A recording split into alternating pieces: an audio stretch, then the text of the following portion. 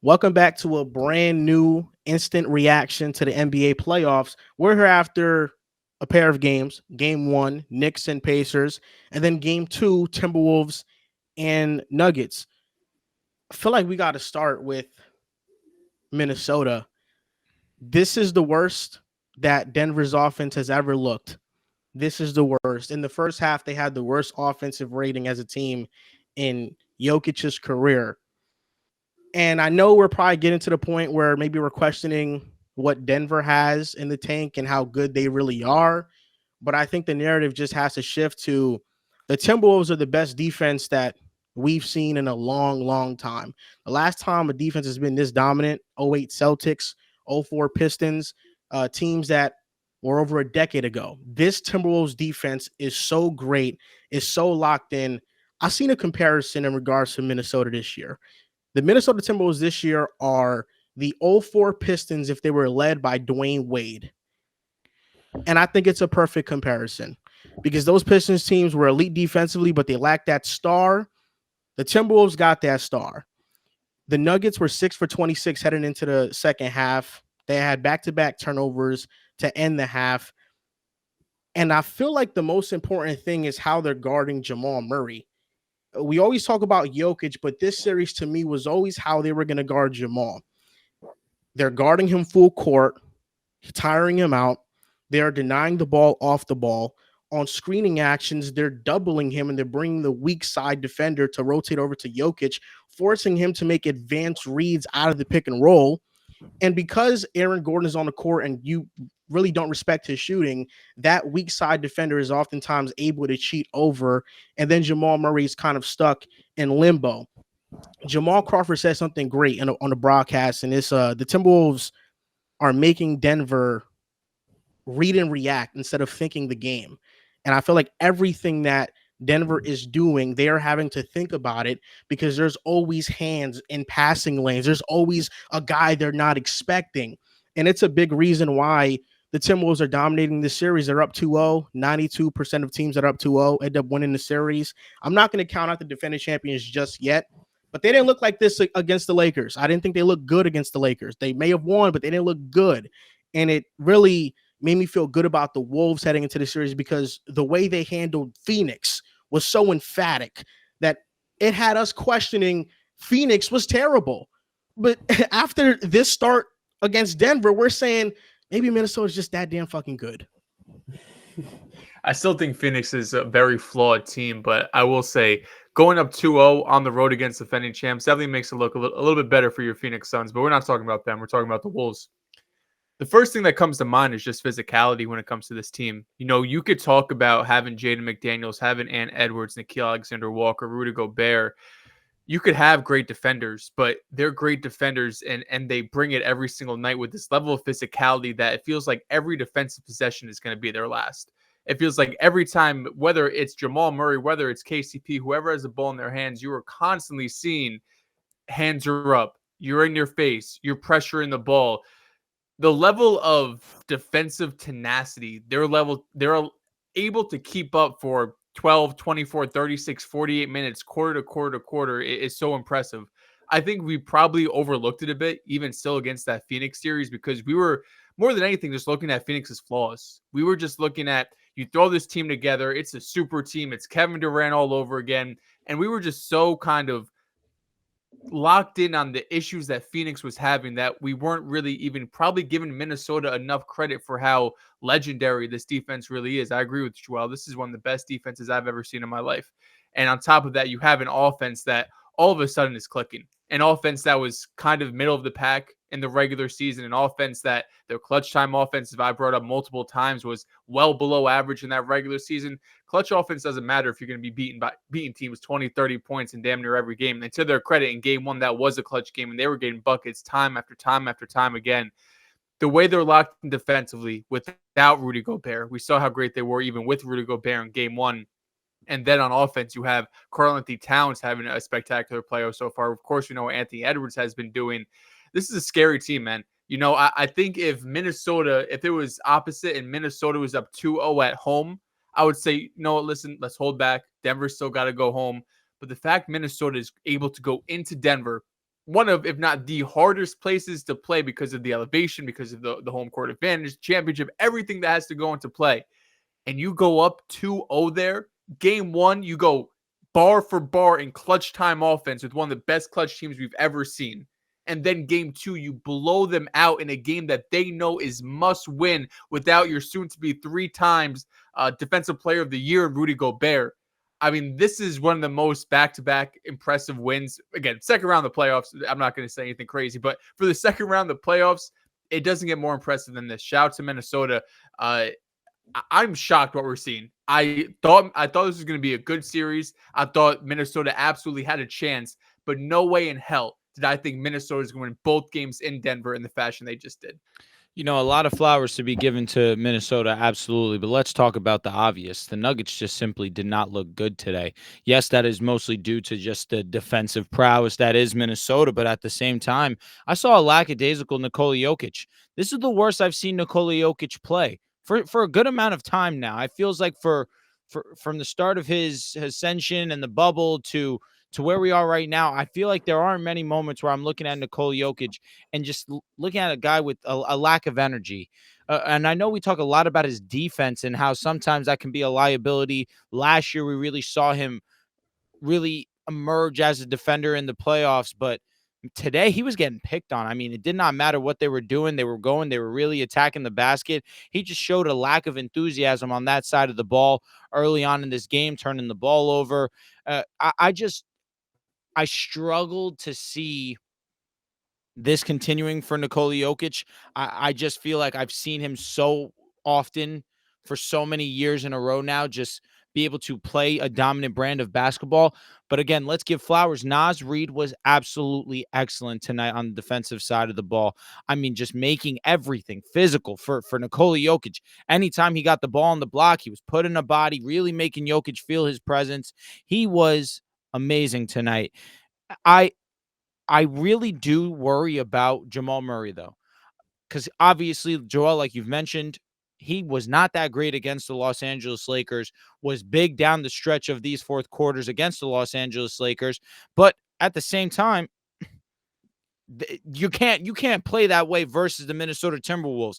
They were talking about on the broadcast, too. If you do not have Jamal Murray playing at Jamal Murray's level, you will get swept. That is 100% a fact. You need your other offensive firepower to be right there next to Nikola Jokic and playing at that high level like we saw last year in the postseason when they did go up against the Minnesota Timberwolves and handled them in 5. But like everyone understood, Jaden McDaniels wasn't there. Naz Reid wasn't there. And so far in this series, both of these gentlemen have been crucial to going ahead 2-0 in this series. I still have I'm still going to give the champions, the reigning champs, the benefit of the doubt here. I don't anticipate seeing a lack of urgency in game 3. Obviously, backs against the wall. It is you are 0-2 down, but we need to see you guys be more aggressive. I need to see Nikola Jokic be this dominant force. Enough with these dribble handoffs. Get into the post, be aggressive, and put you back to the basket and really try and assert yourself. Without Gobert getting embarrassed tonight on your home court was not my bingo card. No way, no how. I respect the hell out of the Minnesota Timberwolves. They were always a formidable opponent for the Denver Nuggets, but they are shocking me. And I want to say they're shocking the world because I don't think anybody expected 2-0, especially with both games being in Denver. Jokic was 5 for 13. Jamal Murray was 3 for 18, 17% from the field. I really don't think it matters how great Nikola Jokic is. The problem in the first round was that they couldn't hit their open threes. That has transitioned to this round. Reggie Jackson just got hurt, the only veteran off their bench.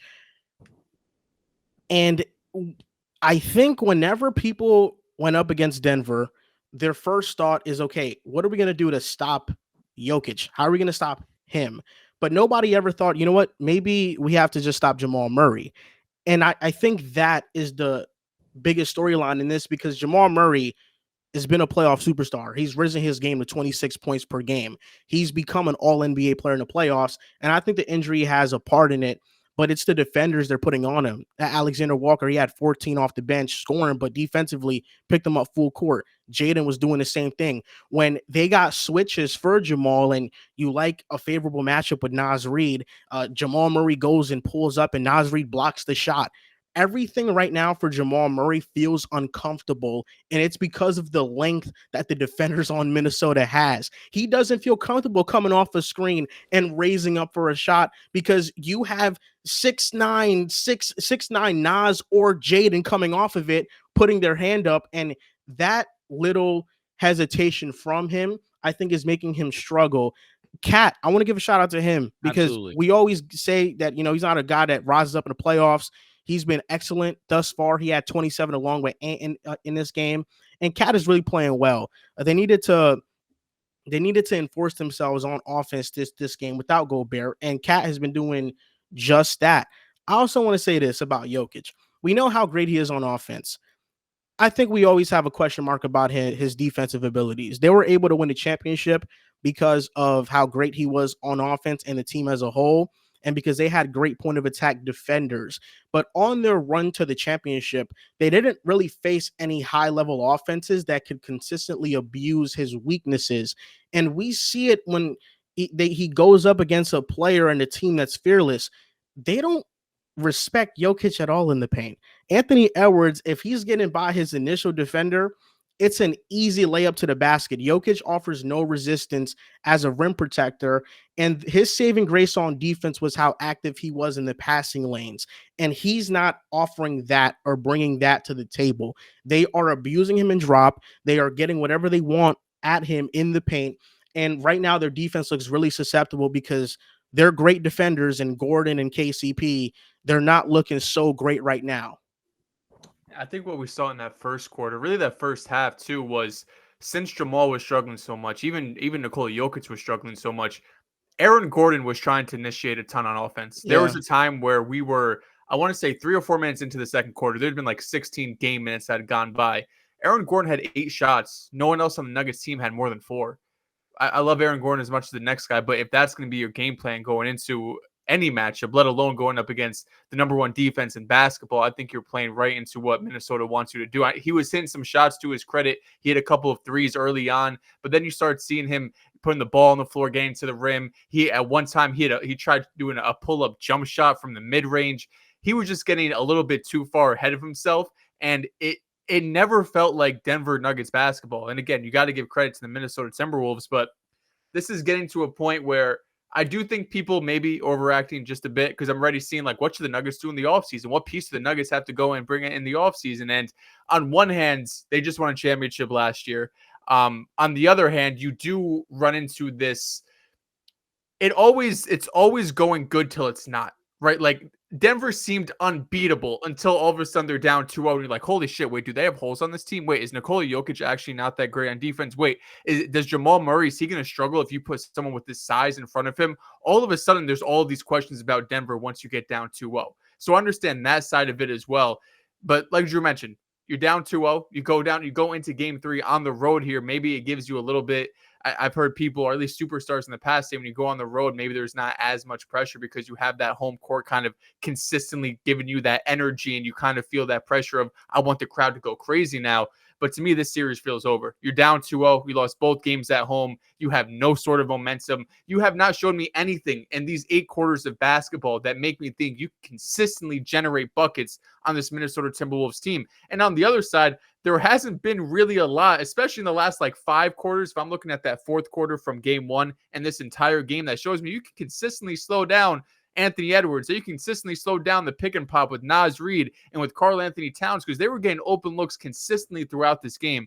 It might be premature because it's 2-0, it's a championship level team, but I really don't see a world where Denver can come back from this. Those questions are there though. Jokic's defense is a question. Their bench is a question. Yep. Their shooting is a question. Yep. I think specifically Aaron Gordon is a question, because the way the Wolves are suffocating everything on offense directly correlates with the lack of respect they have for Gordon and his threat as a shooter. That's the biggest question, and I think that's what's making everything on the court shrink right now for their offense as a whole. I feel like it's an unfortunate thing that he's getting tagged with that, because you still look at MPJ, who was shooting 70%, had 70% true shooting last series, but in today's game goes 4 for 12. So it's unfortunate when you have KCP, when you have MPJ, when you have Jamal, and these all of their great jump shooters are struggling to shoot the basketball, that of course now Aaron Gordon, who is particularly not a great shooter in his own right, his spot now where he loves to live in the dunker spot is now we're looking at it like a liability because these guys around them are not knocking down their shots that they normally do hit. I will say it's a bit funny after watching last series, understanding that, yeah, I did see them miss a bunch of their open shots, but at least I saw MPJ go ahead and have unbelievable efficiency against us. Jamal Murray similarly, where, yeah, he was bad in the first 3 quarters, but he would figure out in the fourth. I mean, the Minnesota Timberwolves did punch the Nuggets in their face today, and it kind of showed that they kind of had to turn over and give up at a certain point in time. But if you're not going to hit your jump shots, yeah, we're going to look at Aaron Gordon and be like, hey, bro, you're not helping us out. But I feel like it's bigger than just him, especially when your 2 is not playing like the playoff superstar that you mentioned, and we all know he can be, in Jamal, and Michael Porter Jr., who has been great in the playoffs these last 2 seasons and just struggled a little bit these first 2. Naz Reid had 4 blocks. He's like that. Alexander Walker had 3 blocks. Cat had 2 blocks. McDaniels and Kyle Anderson had each a block apiece. They're really guarding them. They're locking them down. It's the best defense that I've seen in my life. I haven't seen a better defense. I have not seen a better defense. And you even tweeted that out, Joel. Or was it you, Joe? I don't remember. One of you said, did Naz Reid and Rudy Gobert switch bodies? Because they had that one play underneath the rim where he blocks Nikola Jokic. He gets another great contest. He grabs the rebound. You're like, Naz Reid, I have never seen you act like this. And I know we're bashing on Aaron Gordon a lot. I don't know if bashing's the right word, but I guess maybe it's the truth. Out, like, I mean, it's the truth.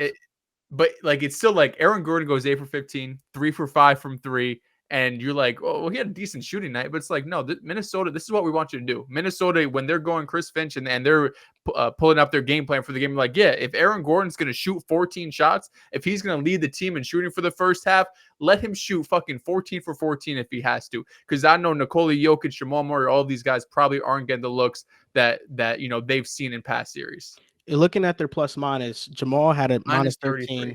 KCP minus 12, Jokic minus 16, MPJ minus 21, and like you mentioned, Aaron Gordon minus 33. I know this isn't always exact, but it kind of backed up what we were seeing from an eye test perspective.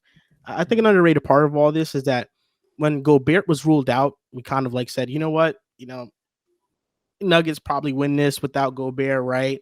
Definitely. But then you just saw Minnesota come and punch them in the mouth, and Naz Reid coming into the game, and I think even Kyle Anderson starting the game, it gave the Wolves a different dimension on offense that the Nuggets now had to account for. Now they have to account for more space instead of Gobert and what he offers. And I feel like that was an adjustment. Even on defense, we know Gobert's better on defense, but it's just the speed of the players around him. Now without Gobert, whenever you're trying to screen up an action for Jamal Murray, he's met with Kyle Anderson or somebody else because they're having Cat in the backline defend Gordon. I just felt like it was an interesting tidbit that kind of might have just got the Nuggets out their game a little bit, and then we saw the result just rain down on them. The New York Knicks beat the Pacers 121-117 in game 1. What a game. Listen, man, I'm nervous. I was nervous this entire game, and I was nervous because I feel like everybody overlooked Indiana. I think game 1 to me was more so like a statement from Indiana saying, like, you know what, we can hang around in this series. I know everybody's picking the Knicks to just steamroll us, but there are some obvious advantages they have. I think the bench is the most obvious one with TJ McConnell and Ben Shepherd and Obi Toppin off the bench, giving them solid minutes. But our starters were just way better than their starters. Their starting lineup was not good. And that's what gave us the advantage. And in those closing minutes, when our starters are better than theirs, and Jalen Brunson is being guarded by Andrew Nembhard one-on-one without any semblance of help, it's going to be food. Yep. But of course, the biggest storyline in this game is the referees down the stretch. I can be unbiased about this and say, this is a great win for the Knicks. But if I'm an Indiana fan, I'm feeling pissed off about it because the kickball violation. the kickball violation where it wasn't on Nemhard's foot, it was on his hand, and the Pacers didn't get the ball because they couldn't challenge the play. I thought that was BS because you can't challenge a kickball. And I thought the moving screen was whack. I thought the moving screen was whack. Miles Turner moved a little bit, but on that possession, if it was the Knicks, if it was the other way, I'd be very mad and upset about the moving screen call. I would be, because the Pacers earned that offensive possession with their defense, not allowing the Knicks to inbound the ball and Brunson throwing off a Halley and it bouncing off him. They earned that possession. For that possession to get stripped away from them, I thought it was a little lame. It's kind of similar to when UConn and Iowa played, when UConn had that moving screen and the whole internet went and was throwing a temper tantrum. But you watch the replay, and it's a moving screen. I look at that play, and Miles Turner does move into the screen. Does Dante give a sell? No doubt about Dante it. He sold it definitely better. sold it. He sold it amazingly. But Turner definitely goes Bam into does that him. shit 50 times a game. Nothing But ever it's gets the called. NBA. It's the NBA. They never call it. I agree with you. You don't call it, especially in that situation. But if we're going to be honest, I do believe that it was a foul. That kickball was questionable. But you're right. The Pacers, they tried. They gave themselves that extra possession where they trapped Brunson. Brunson kind of panicked a little bit, threw that ball off of Halliburton. That was definitely not the smartest moment of Brunson, but that was maybe like the only moment in that fourth quarter where we're looking at and questioning anything that Brunson had done. But the big three right now for the New York Knicks. Well, let me not say that, because the starting five has just been nothing short of amazing. It's the only Obviously, lineup Jalen that's Brunson. solid for us. Jalen Brunson is one of the best players in the playoffs right now. You could argue he's a top three player. He's playing like a top three player that is remaining left in the NBA playoffs. You have Josh Hart, who is all team heart.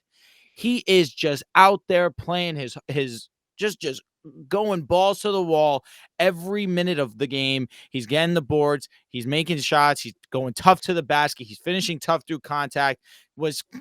Could have been a little bit cleaner towards the end at the free throw line if I had to nitpick. But Dante DiVincenzo, who didn't have the greatest of starts, was awesome. Just quarters 2 through 4, knocking down big shot after big shot, goes and hits arguably the biggest shot of the game for the New York Knicks. And then OG Anunoby, maybe not the best offensive night for him, but you felt his defensive impact in that fourth quarter. I just got to give nothing but credit to the New York Knicks, who just continue to play hard-nosed basketball. And in clutch moments, outside of that game 5 against the Philadelphia 76ers, for a majority, we've seen the Knicks show up to the occasion. And this was the most Knicks win that I could have ever thought of, honestly, where you have the Pacers giving them a tough game. The Knicks never make a game easy for themselves, but they go and they grind it out down the stretch of the fourth quarter. They clutched up. I agree with you. Going one-on-one with Nemhard and Jalen Brunson's idiotic. I don't know what Carlisle is thinking. You need to find a better matchup for that. But then also on the opposite side, I understand that he's a young player and he has a ton of promise, will have a strong chance at making an All-NBA. Tyrese Halliburton simply needs to be more aggressive on the offensive side of the ball. It's unbelievable to me that you are as talented as you are and you're not being as aggressive down the stretch. When you look at the opposite side and you see Jalen Brunson, who's just one track mind, it putting the ball in the basket. I understand that you're trying to get your teammates involved, but it's got to come to a point and think, hey, I'm the best player on this court, or at least I have the skill set to be the best player on this court. Right now, Jalen Brunson's showing that that's not a real possibility. But again, we've seen Tyrese Halliburton, although months ago, play high-level basketball. It's the playoffs. It's time to elevate. It's time to be aggressive. You can't shy away now. You can't shy away in the biggest moments of your NBA career so far. You need to be aggressive. You need to be assertive. If not, we will be 100% sound. I still feel good about this regardless of that fact. Knicks in 5. And hell, if Tyrese Halliburton doesn't show up, it could be a sweep, truthfully. But he needs to be aggressive. Halliburton had 1 field goal attempt in the second half. He's Be. not even looking at the rim. Like I see him in actions. I see him doing pick and roll. I see him do all of this.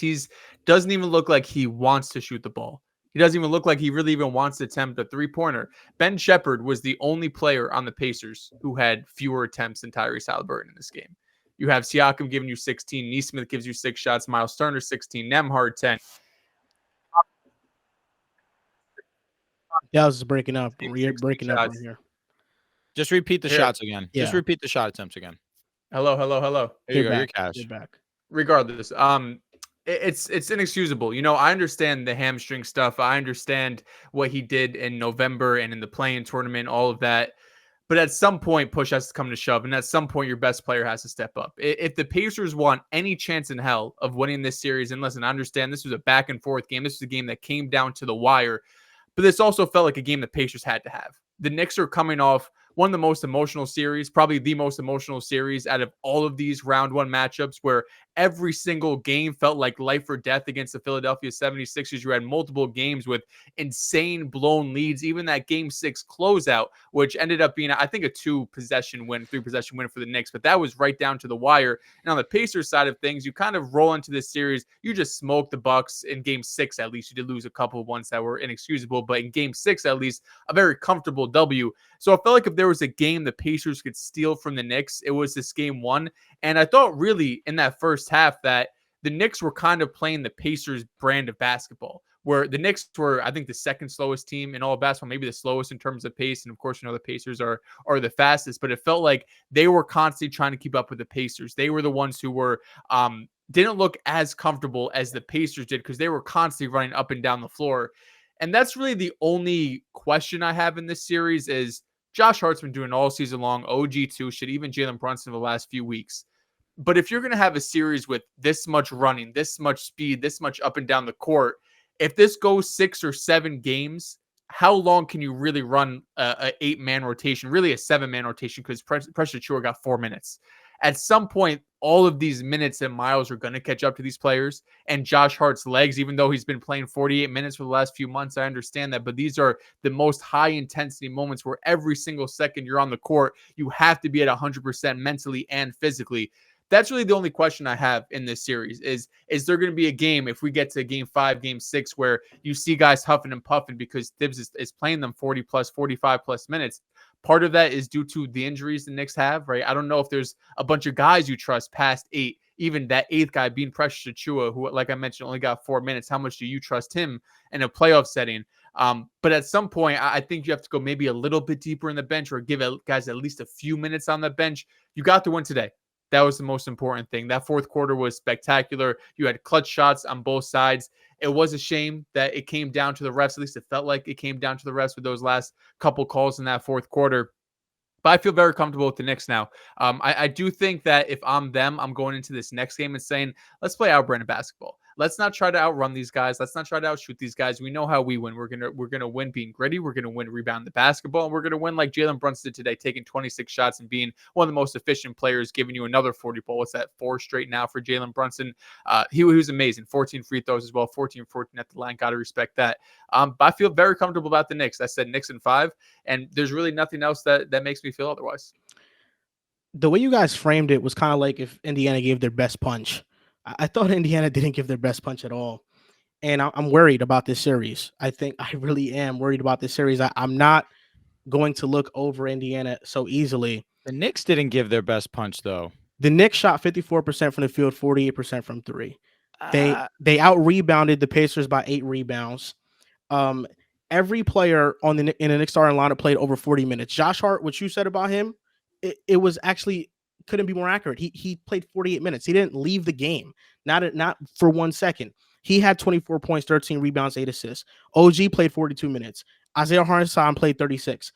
Brunson played 43. Dante played 43. If one of these players get into foul trouble in any of these games, it's gonna be tough. You know, Dante had 5 fouls. Tibbs trusted him, but he had to sub him out for the game. If I'm a Pacers fan, I think of it like this. Our bench always performs. TJ McConnell has been doing this all season long. He has been the best backup point guard all season long. Their starting lineup was shit. Pascal Siakam was not good. Miles Turner was the only player in the starting lineup, and Aaron Nesmith, you could say, that actually contributed something positive. Halliburton, Siakam, their 2 best players, did not play well. And you didn't shoot as good as you could. And the way you lost this game, you were robbed 2 possessions at the end. So the way I'm looking at it for Indiana is like, I feel good about the loss. Like, I don't think this was the best Indiana could play. If they get a little bit more from Halliburton, a little bit more from Siakam, they could win this game. And this was a game where Dante had 25, Brunson had 43, Hart had 24. I mean, they all had A-plus performances in this game. I think the Knicks were much better today, and they won the game, of course, but the Pacers, I'm not going to overlook them. I think they're a great team. The only thing that I do wonder is why Miles didn't play 20 minutes. I mean, understanding he still is an energizer guy, great on defense, can knock down a shot, has proven to do that all season long. That's the only question that I have, why Tibbs didn't think to dip into him a little bit, give Brunson or DiVincenzo a little bit of a breather. But at the same time, why I feel differently to that would be, one, there's no better conditioned team or starting five than this five right here. And it's obvious. It's been shown for months now on end. Thibodeau's going to send out this five. He's going to play them over 40 minutes a game. He trusts this unit. Again, at this point now, you really don't have much of an option, but usually in playoff basketball, we see get tightened up to that seven-man rotation, truthfully. And that gets into Miles, that gets into Mitchell Robinson. That's where losing Bogdanovich stings, because you had that wing that you would go and put in his place, but obviously out with the foot injury. In a night like tonight, DiVincenzo was cooking up and Brunson could not be stopped. In those matchups, I'm fine with leaving them out there, especially when late down the stretch, who looked the most conditioned and ready for the moment? The New York Knicks. And in those moments, Jalen Brunson was still attacking the basket, getting to his spot in the mid-range. Josh Hart, same thing. Dante DiVincenzo in the biggest moments still had his legs, was able to knock down what seemed like a 28-footer. I mean, again, the conditioning of the New York Knicks still allows me to feel confident that going forward, they can still play this brand of basketball and still be able to sustain it for a series. They did it against Philadelphia, and I feel very strongly that the Pacers, where you can give them the credit that they deserve. Again, they were one of the best offensive teams in basketball. The Knicks are going to play gritty on defense, and then when they get into their hot, when they get hot from three and they start shooting the basketball the way that they did today, it's going to be a long series for the Indiana Pacers. Still feel comfortable with that. Playoff teams, they have 8-man rotations, but the minutes disparities are different. With the Pacers, nobody played over 36 minutes in the game. The problem with the Knicks rotation, in my opinion, is that nobody's really playing. Deuce McBride is playing 10 minutes, but they don't have a real second unit. If McBride is playing 10 minutes, that's often to fill one of the starters in the lineup. Yep. Instead of bringing like 3 new guys in. So you're just bringing him in, everybody stays, and it's the same. Mitchell Robinson takes Hartenstein's minutes, and then Precious only had 4 minutes. It's the disparity of minutes that is more so concerning, that you cannot rely on players. I think Deuce McBride and Mitchell Robinson are 2 players I rely on and I'm fine with. This was just kind of the way the game went. But no, yeah, listen, I'm glad that we got away with the win, but it's fair with everybody out there thinking that the referees definitely were on the Knicks side. You saw Joel Embiid make that tweet from his house or wherever he's from. And, you know, it's warranted, because if I was a Pacers fan, I would feel the exact same way. If that happened to the Knicks, I'd feel like I got robbed too. I would feel like I got robbed. I think the only reason I don't feel super threatened by the Pacers, speaking this like since I picked the Knicks, is because I just don't know if I trust Tyrese Halliburton or Pascal Siakam to give me superstar moments in the playoffs. Respect Pascal. Shout out to Pascal. He was phenomenal in round 1 against the Bucks. Nobody could guard him. Different matchup. I think this is a bit of a different matchup. The one area I thought he had some success was in the post against OG, because OG has the strength, but I think Pascal's just size and height. He's able to shoot over him. He had a couple of kind of like turnaround jumpers that I thought if he had get going. That's not right. Whatever the fuck. But Tyrese Halliburton, that's the bigger issue we have here. If Tyrese Halliburton is going to be giving me 6 shots, and again, this might be on the more, extreme side. I don't know if he's going to have another one of these games, but man, it's just been so long that I've gone a Tyrese Halliburton game. I'm like, that dude's a superstar. And to beat this Knicks team who has an undoubtable top 5 type of dude, that the way he's playing right now, and Jalen Brunson superstar level, I need something from that other side. TJ McConnell could be as good as he can. Aaron Nesmith could hit threes. Isaiah Jackson had one of his best games of his career, honestly, even though he only played like 13 minutes. But if you're not going to have your stars show up consistently, it's going to be hard to win a 7-game series. The Pacers could take a game, they could take 2 games, but I just think that lack of kind of star power that we haven't seen, at least in that first round, outside from Siakam, I guess, those first couple of games. I'm gonna trust the Knicks here, and especially in that fourth quarter. Jalen Brunson is not missing these shots. I don't know what Rick Carlisle, I don't know what the line of thinking is there. He did, to be fair, he did send 2 at times, like that last possession when Dante DiVincenzo hit the 3. There were 2 people on Jalen Brunson. He made a good pass, and Dante just hit the shot. But it felt like more often than not, Jalen Brunson was getting one-on-ones. He was getting clear-ish pass to the basket where he's able to hit that either midi or that floater or get to the rim. So I thought there was just not enough looks thrown at him to make things difficult, because we saw Nick Nurse throw a lot of different looks at Jalen Brunson, and sometimes it worked, sometimes it didn't. Really, after game 3, it didn't really work, but I think just making him work, like we saw with Minnesota going up against Jamal Murray. I know you might not have the same level of defenders. Obviously, you don't have a Jaden McDaniels on your team, but just making the best player on the other team work. Because if Jalen Brunson is going to be playing 44 minutes a night, if he's going to be putting up these type of minutes, I need constantly a dude on him. Constantly, I need someone bumping into him. Constantly, I need a shoulder on him. Constantly, I need someone's weight on him. Because if I could just do that minute after minute after minute, eventually when we get into that fourth quarter, I got to hope his leg's just a little bit more tired than usual. He comes up a little bit more short than usual. Because if he's not fighting to get the ball, it's just going to be too easy for him. McConnell was the only guy that really did it all night against them. Yeah, and McConnell he didn't balled close. the fuck out. I was surprised he didn't close. Like, I understand. I don't know who. Maybe I don't remember who closed. Whose I spot was he surprised takes? he didn't. You know whose spot he takes if he closes? Tyrese Halliburton. He takes Nemhard's spot. He doesn't take He does. Halliburton. He does Oh, take sorry, I misspoke. Yes. No, but on a serious note, to your point, Joel, the Indiana Pacers, you mentioned star power. They made this move for Pascal Siakam because they believe they have a potential superstar in Tyrese Halliburton. They gave up 3 first-round picks. They were aggressive at the trade deadline to get one of the best available players at the deadline because they felt that their star needed a co-star and that this would be enough to get them to at least compete to move on to a potential ECF. There was blood in the water. They felt that way. They looked at the in-season tournament. They looked at the way how great they were playing. They made it to the in-season championship. They said, you know what? Let's make a power move. They weren't expecting Tyrese Halliburton to not pick it up and play at the level that he was earlier in the season. So it really is on Tyrese Halliburton. I'm with you. And in a matchup where you do have OG Anunoby and then backside help, you met with Isaiah Hartenstein, or in the few minutes that he played tonight, Mitchell Robinson, it's going to be a tough matchup for Pascal. That's where it's on Tyrese Halliburton to go out and get his. I do anticipate game 2 we get a more aggressive Tyrese. But like I said, if not, GG's. We have to just allow Tyrese to bounce back, because You have to. Agreed. in the Bucks series, game 3, 18-10-6, then game 4, 24-4-4. There it is. Game 5, 16-4-6, then the closing game 17-6-10.